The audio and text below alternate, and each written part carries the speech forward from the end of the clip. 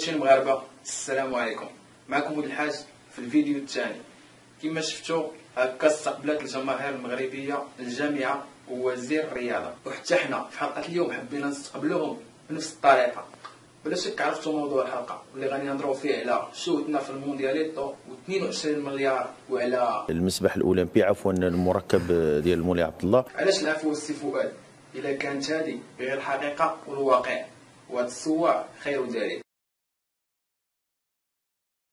واصلا شوش ارضيه الملعب بانت هنا ومن شحال هادي، ولكن السي الوزير خرج بتصريح وقال فيه على كل اللي بتاكد عليه بان الحمد لله لنا ما نفتخر به. يتقال لي بغا يتقال في هذا الشيء، لنا ما نفتخر بهذا الشيء، لان هذا الشيء مازال تبع المراقبه، وهذا الشيء مازال تبع المتابعه، وهذا الشيء مازال يعني كاين فرق او اخصائيين ديال الفيفا اللي كيجيو كيفنيو الملعب يعني بكل شبر باش يشوفوا واش وفق المعايير او لا أو ربما غابت المعايير. ونعم المعايير شوها عالميه. وكون فكرتوا غير بالعقل والمنطق، المونديال شهر 12 يعني كاينه الشتا، فإلا صبات داك الماء شنو الحل ديالو؟ ماشي تخسر الزبابل ديال الفلوس وتجي تقول لينا اللي جات كانت ضروري انها غلبتنا، ما عندنا ما نديرهاش لهاد اللحظه، نورمالمون كنا نغطيوها، ولكن لا واه كان خاصك تلمطو. وماشي عيب انديه جايه تلعب فرحانه في الموندياليتو ما عرفتوها، ما عرفات واش تلعب كره ولا تعوم. واسمع على ودني، كنا نتوقع ان نلعب في ظروف افضل من هاته،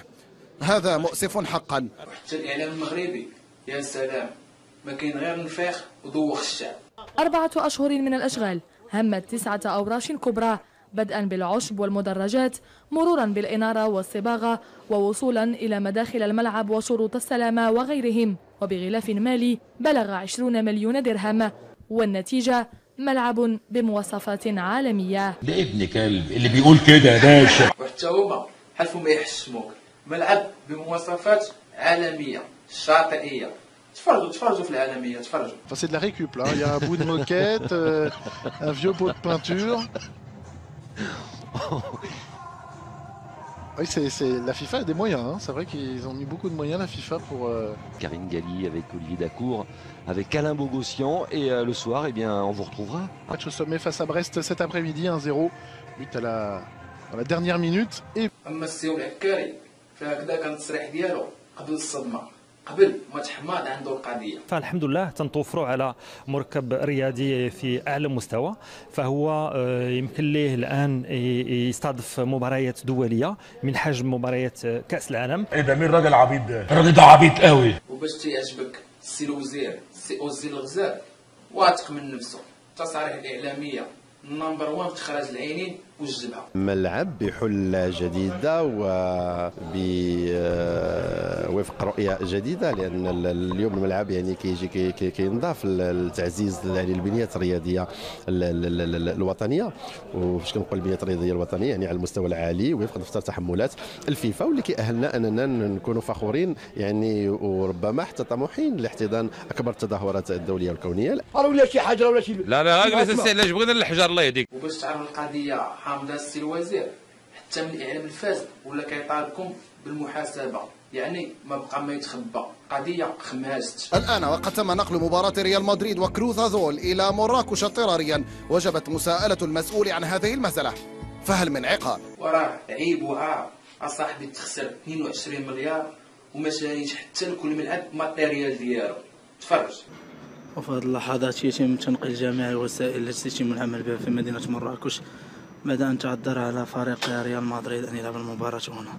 أما اللي بغا يوصل لنا أن الشركة الممولة ديال الغازون فهي الشركة اللي كتمول الملعب ديال البرنابيو الكابنو. حتى بيني وبينك هذه الأخبار اللي جايب ليا وجوه النحس وجوه الويل يا الله. وشوفوا عباد الله أرضية البرنابيو.